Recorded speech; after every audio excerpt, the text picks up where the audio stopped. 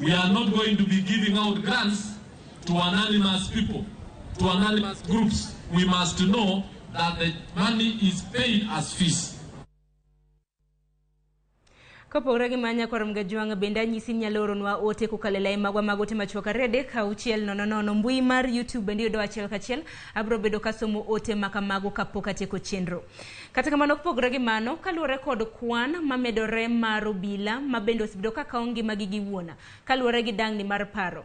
Jotendo obila e kaunti ma Turkana oloso puonj mar ndala ariyo mabiro rango lwenje mag kit chwech kaachiel kod landruok mar kute mag ayaki e kind obila e kaunti no. Komanda mar obila e gwengego Tom Mboya odero koni obila mathoth kadho e midhiero mathoth ahinya to kedo mag kit lwenje mag kit chwech kendo owinjo piny owacho olosi yore manyalo res godo ngimagi kaachiel kod mago mag joutegi. Riwruoge moko mag piny owacho oriwo lwetgi kod tend county no mano ma Turkana e chwalo puonj makamago. Gisingo yaro badgi nyaka ne obila manitiere oko mar county ma Turkana. We've had a rise in new infections, HIV new infections. We've also had a rise in HIV mortality.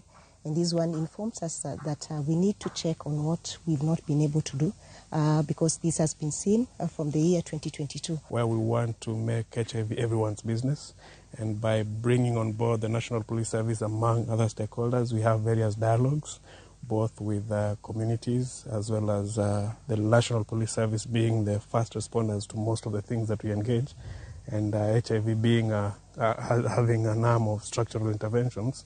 Part of the strategies will be dialogues, another strategy will be multi-sectoral engagement, and other aspects of creation of awareness.